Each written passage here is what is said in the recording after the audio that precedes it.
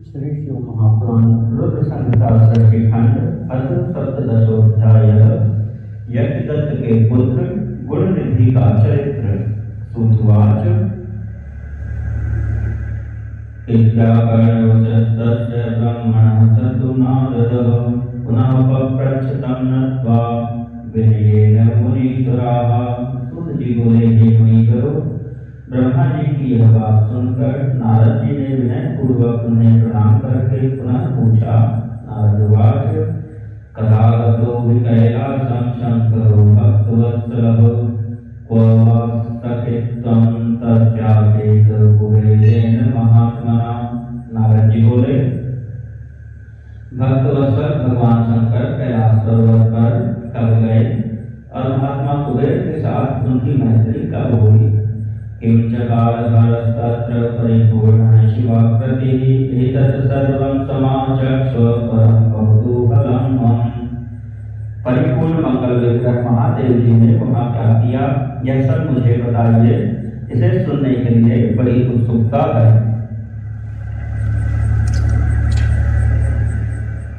ब्रह्मवाच शृणुनाद वक्ष्यामि चरितं शशिमौलिनः यथा जगाम कैलासं सखित्वं धनदस्य च।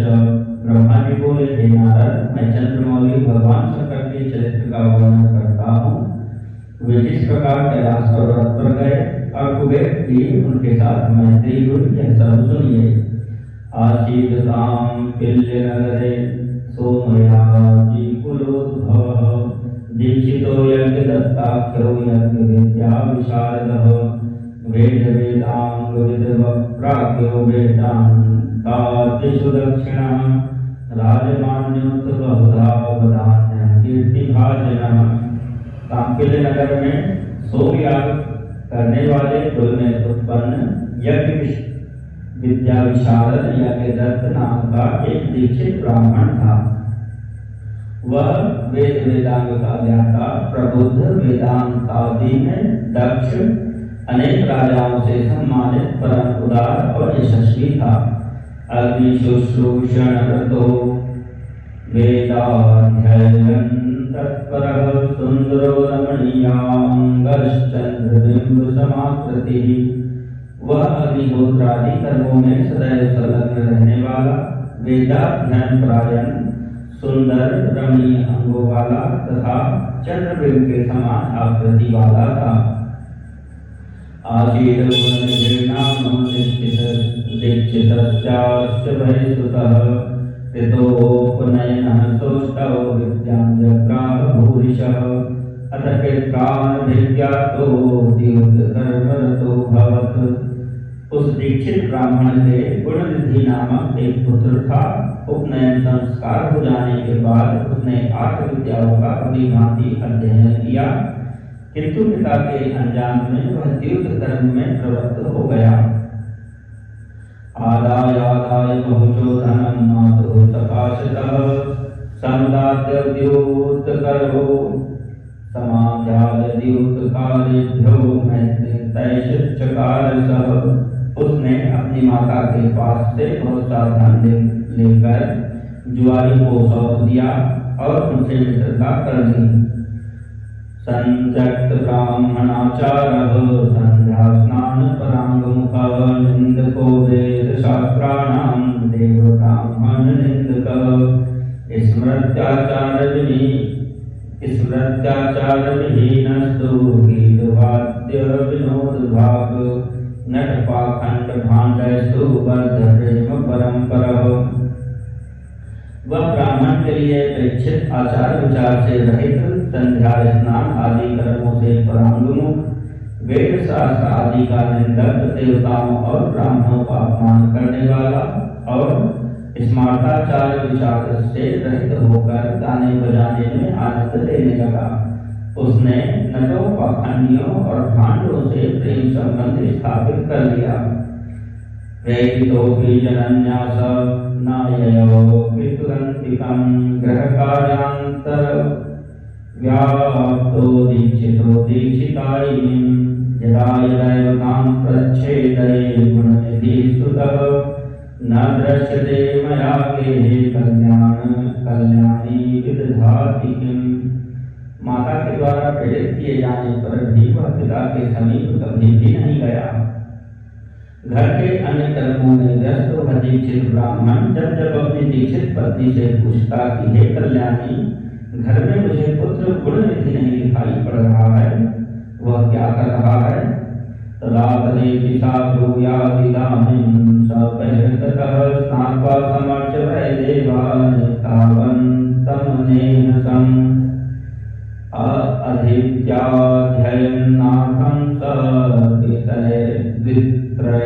मित्रैर्समं ययौ एक पुत्रेति तन्माता प्रतारयति दीक्षितम्। वह तब यह कहती कि वह इस समय स्नान करके तथा देवताओं की पूजा करके बाहर गया है। अभी तक पढ़कर वह अपने 2-3 मित्रों के साथ पढ़ने के लिए गया हुआ है। वह इस प्रकार उस गुणनिधि की एक पुत्रा माता सदैव दीक्षित को धोखा देती रही। न तत्कर्म च तद्व्रतं किंचिद वेत्ति स दीक्षितः सर्वं केशांत कर्मास्य चक्रे वर्षेत षोडशे। वह दीक्षित ब्राह्मण उस पुत्र के कर्म और आचरण को कुछ भी नहीं जान पाता था। 16वें वर्ष में उसने उसके केशांत कर्म आदि सब संस्कार भी कर दिए। अथो स दीक्षितो यज्ञपुत्रस्य तस्य च प्रयोक्तेन विधानेन पाणिग्राहं कारयत्। इसके पश्चात उस दीक्षित यज्ञदत्त ने ग्रह सूत्र में कहे गए विधान के अनुसार अपने उस पुत्र का पाणी ग्रहण संस्कार भी कर दिया। प्रत्यहं तस्य जननी सुतं गुणनिधिं मृदु शास्ति स्नेहार्द्र हृदया दुःखवेश स्मनारद क्रोधनस्ते स्थितनयस्त महात्मा पितेत्यलं यदि ज्ञास्यति ते व्रतं त्वां च मां ताडयिष्यति। हे नारद, स्नेह से आर्द्र हृदय वाली उसकी माता पास में बैठाकर मृदु भाषा में उस पुत्र गुणनिधि को प्रतिदिन समझाती थी कि हे पुत्र, तुम्हारे महात्मा पिता अत्यंत क्रोधी स्वभाव वाले हैं। यदि वे तुम्हारे आचरण को जान जाएंगे तो तुमको और मुझको भी मारेंगे। आच्छादयामि ते नित्यं पितुरुग्रे कुचेष्टितं लोकमान्यो स्थितातः सदाचारेण वैधनैः ब्राह्मणानां धनं तात सद्विद्या साधु संगमः किमर्थं न करोषि तं स्वरुचिं प्रीतिमानसः। तुम्हारे पिता के सामने मैं तुम्हारी इस बुराई को नित्य छिपा देती हूँ। तुम्हारे पिता की समाज में प्रतिष्ठा सदाचार से ही है, धन से नहीं। हे पुत्र, ब्राह्मणों का धन तो उत्तम विद्या और सज्जनों का संसर्ग है। तुम प्रसन्न मन होकर अपनी रुचि उनमें क्यों नहीं लगा रहे हो? सच्छ्रोत्रियास्ते नूजाना दीक्षिताः समयाजिनः इति योगिनी प्राप्तास्तौ पूर्वपितामहाः। तुम्हारे पितामह आदि पूर्वज सुयोग श्रोत्रिय वेद विद्या में पारंगत विद्वान दीक्षित सोमयाजित ब्राह्मण हैं। ऐसी लोग प्रसिद्धि को प्राप्त किए थे। त्यक्त्वा दुर्व्रत संसर्गं साधु संगतो भव सद्विद्यासु मनोधेहि ब्राह्मणाचारमाचर। अतः तुम दुष्टों की संगति छोड़कर साधुओं की संगति में तत्पर हो, सद्विद्याओं में मन लगाओ और ब्राह्मणोचित सदाचार का पालन करो। तादानुरूपेण यशसा पुरुषीलतः ततो न प्रपसे किं न दुर्व्रततां सुखाम। तुम रूप से पिता के अनुरूप ही हो, यश कुल और शील से भी उनके अनुरूप बनो। इन कर्मों से तुम लज्जित क्यों नहीं होते हो? अपने बुरे आचरणों को छोड़ दो। ऊनविंशति कोशी त्वमेखा पौरुष्य वार्षिकी एतां संगृह्ण सद्व्रतां पितृ भक्ति युतो भव। तुम 19 वर्ष के हो गए हो और यह तुम्हारी पत्नी 16 वर्ष की है। इस सदाचारणी का वर्णन करो, अर्थात इससे से मधुर संबंध स्थापित करो और पिता की भक्ति में तत्पर हो जाओ। स्वस्वरूपे जिते मान्यः सर्वत्र गुणशीलतः ततो न प्रपते किम्नः त्यजदुर्वृत्ततां सुत। तुम्हारे शत्रु भी अपने गुण और शील के कारण सर्वत्र पूजे जाते हैं। हे पुत्र, उन्हें देखकर और उनकी प्रशस्ति को सुनकर भी तुम्हें लज्जा नहीं आती है। अपनी बुरी आदतों को छोड़ दो। मातुला से कुला पुत्र विद्याशील कुलादिभिः तेजोपि न विभेति त्वं शुद्धोऽस्युभयवंशतः। हे पुत्र, तुम्हारे सभी मामा भी विद्याशील तथा कुल आदि से अतुलनीय हैं। तुम उनसे भी नहीं डरते। तुम तो दोनों वंशों से शुद्ध हो। पश्चैतान प्रतिवेश्य मस्थान ब्राह्मणानां कुमारकान् गृहे शिष्यान् पश्चैतान् पितुस्ते विनियोचितान्। तुम इन पड़ोसी ब्राह्मण कुमारों को देखो और अपने घर में ही अपने पिता के इन विनयशील शिष्यों को देखो। राजा की श्रोष्यति यदा तव दुश्चेष्टितं सुत श्रद्धां विहायते ताते वृत्तिलोकं करिष्यति। हे पुत्र, राजा भी जब तुम्हारे इस दुष्टाचरण को सुनेंगे तो तुम्हारे पिता के प्रति अपनी श्रद्धा त्याग कर उनकी वृत्ति भी समाप्त कर देंगे। बालचेष्टितमेव तद् वदन्त्यद्यापि ते जनाः अनन्तरं हरिष्यन्ति युक्तां दीक्षिततामिहम्। अभी तो लोग यह कह रहे हैं कि यह लड़कपन की दुष्चेष्टा है, इसके पश्चात वे प्राप्त हुई प्रतिष्ठित दीक्षित की उपाधि भी छीन लेंगे। सर्वे व्याक्षारिष्यन्ति तव तातं च मामपि मातुश्चरित्रं तनयो धत्ते दुर्भाषणैरिति। सभी लोग तुम्हारे पिता को और मुझको भी दुष्ट वचनों से धिक्कारेंगे और कहेंगे कि इसकी माता दुष्चरित्रा है, क्योंकि माता के चरित्र को ही पुत्र धारण करता है। पिता भी तेन पापीयान् श्रुति स्मृति पथानुगः तदंगघ्रि लीन मनसो साक्षी महेश्वर। तुम्हारे पिता पापी नहीं हैं, वे तो श्रुति स्मृतियों के पथ पर अनुगमन करने वाले हैं। उन्हीं के चरणों में मेरा मन लगा रहता है, जिसके साक्षी भगवान सदाशिव हैं। नाचर्तुस्नात् यापीह मुखं दुष्टस्य वीक्षितम् अहो बलीयान् विधेयेन जातो भवानिति। मैंने ऋतु समय में किसी दुष्ट का मुख नहीं देखा जिसका तुम्हारे ऊपर प्रभाव पड़ गया हो। अरे वह विधाता ही भगवान है, जिसके कारण तुम्हारे जैसा पुत्र उत्पन्न हुआ है। प्रतीक्षां जनन्येति शिक्षमाणोति दुर्मतिः न तत्याज च तद्धर्मं दुर्बोधो व्यसनीयतः। मृगया मद्यपैशून्या व्रतचौर्यदुरोदरैः नावारधारैर्व्यसनैरेभिः पुत्र न खण्डितः। माता के द्वारा इस प्रकार हर समय समझाए जाने पर भी उस अत्यंत दुष्ट बुद्धि वाले ने अपने उस दुष्कर्म का परित्याग नहीं किया, क्योंकि व्यसन प्राप्त प्राणी दुर्बोध हो गया है। मृगया शिकार, मद्य, पैशून्य, चुगली, असत्य भाषण, चोरी, द्यूत और वेश्यागमन आदि इन व्यसनों से कौन खंडित नहीं हो जाता है। यज्ञन्मध्यग्रहे पश्येत् तन्नीत्वा सुदुर्मतिः अर्पयेद्यूतकाराणां तपोक्यं वसनादिकं न्यस्तां रत्नमयीं गेहे करस्य पितुर्मिकां चोरयित्वैकदालाय दुरोदरकरेऽर्पयत्। वह दुष्ट जो संदूक वस्त्र आदि वस्तुओं को घर में देखता, उन वस्तुओं को ले जाकर जुआरियों को सौंप देता था। एक बार घर में पिता के हाथ की एक रत्न जटित अंगूठी लगी थी, उसे चुरा करके उसने किसी जुआरी के हाथ में दे दिया।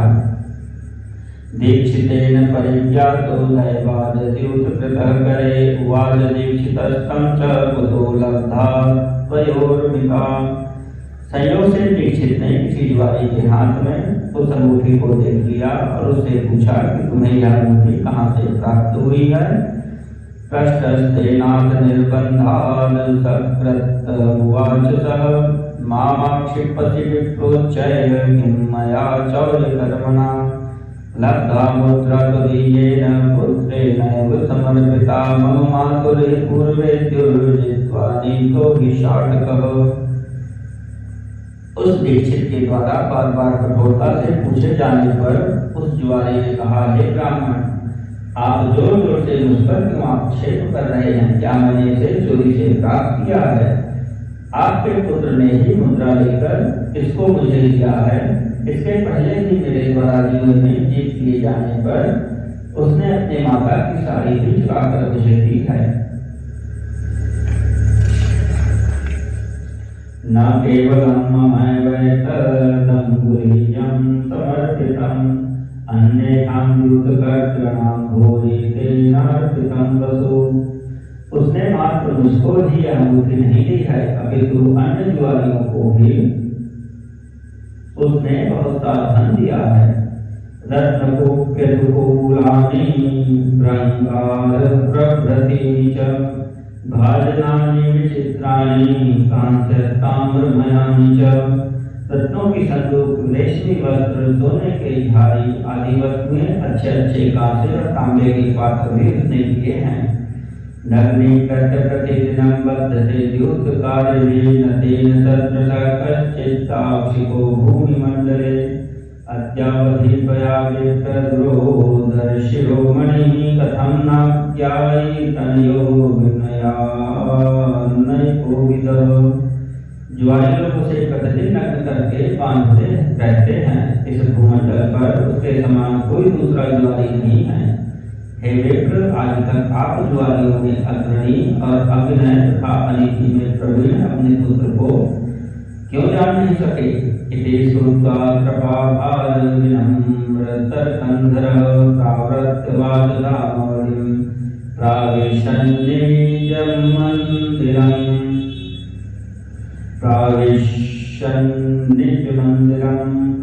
ऐसा सुनकर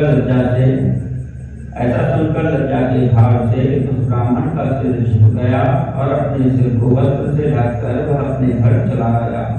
महापतिव्रतामस्य पत्नी प्रोवाच तामथ तदीक्षितो यज्ञदत्तः श्रौतकर्मपरायणः। तदनंतर वह श्रौतकर्मपरायण दीक्षित यज्ञदत्त अपनी महान पतिव्रता पत्नी से कहने लगा, यज्ञदत्त उवाच दीक्षितायनि पुत्रासि धूतो गुणनिधि सुतः अथ तिष्ठत चिन्तेन स्वासामं शिरोर्मिका। यज्ञदत्त बोला, हे दीक्षितायनि, धूत पुत्र गुणनिधि कहाँ है? कहीं भी बैठा हो उससे क्या लाभ है? वह मेरी सुंदर सी अंगूठी कहाँ है? अंगोदवर्तन काले यापयामि कुलितोदता साधं रत्नमयीं शीघ्रं कामानीय प्रयच्छ मे। तुमने मेरे शरीर में तैल उपटन आदि लगाने के समय मेरी अंगुली से जिसको निकाल लिया था उस रत्न जटित अंगूठी को लाकर शीघ्र ही मुझे दे दो। इति श्रुत्वा तद्वाक्यं भीतासा दीक्षितायनि प्रोवाच स्नानमध्याह्नीं क्रियां निष्पादयन्त्यथ। उसके इस वचन को सुनकर वह दीक्षितायनि भयभीत हो उठी और बोली, इस समय मैं मध्याह्न काल की स्नान क्रियाओं को संपन्न कर रही हूँ। व्यग्रास्मि देव पूजार्थोपहारादि कर्मणि समयोयमतिकामेद तिथीनां प्रियातिथे। इदानीमेव पक्वान्न कर्ण व्यग्रया मया स्थापिता भाजने क्वापि विस्तृतेति न वेद्म्यहम्। देव पूजा के लिए अर्पित की जाने वाली सामग्रियों को एकत्रित करने में व्याकुल हूँ। हे अतिथि, यह अतिथियों का समय कहीं अतिक्रमण न कर जाए, इसलिए मैं भोजन बनाने में व्यस्त हूँ।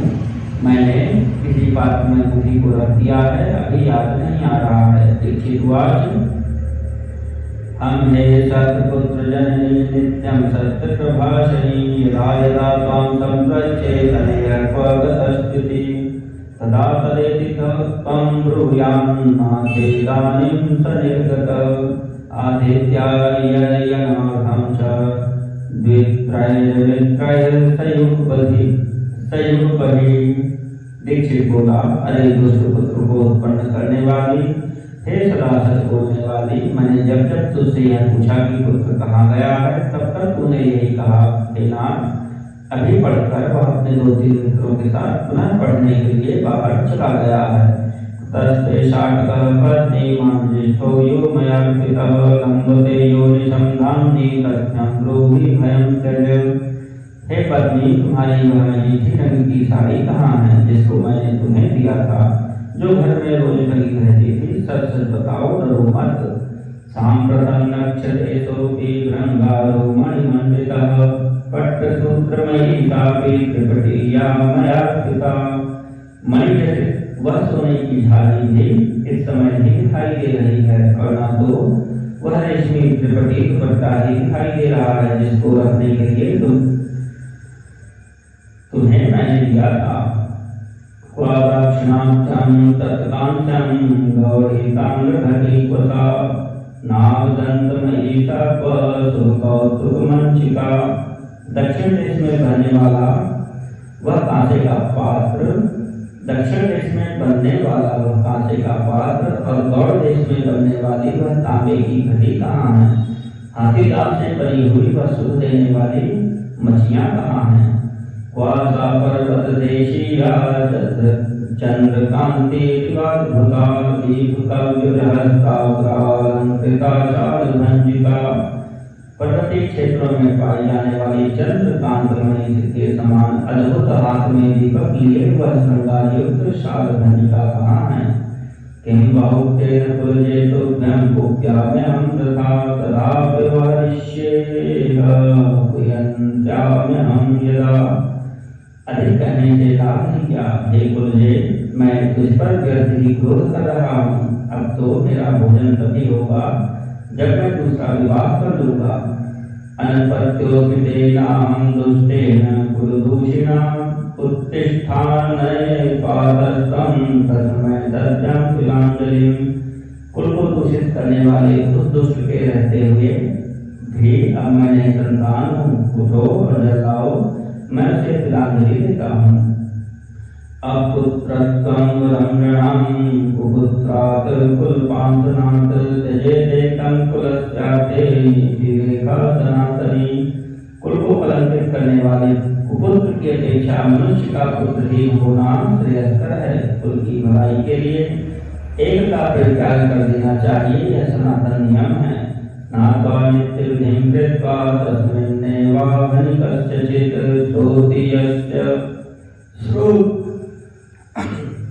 श्रोत्रियस्य सुतां प्राप्य वाणिं जग्राह दीक्षितः। तदनंतर दीक्षित ब्राह्मण ने स्नान करके अपनी नित्य क्रिया संपन्न करके उसी दिन किसी श्रोत्रिय ब्राह्मण की कन्या को प्राप्त करके उसके साथ विवाह कर लिया। इति श्री शिव महापुराणे तृतीयायां संहितायां प्रथम खंडे षष्ठी उपाख्याने गुणनिधि चरित्र वर्णन नाम 17 अध्यायः।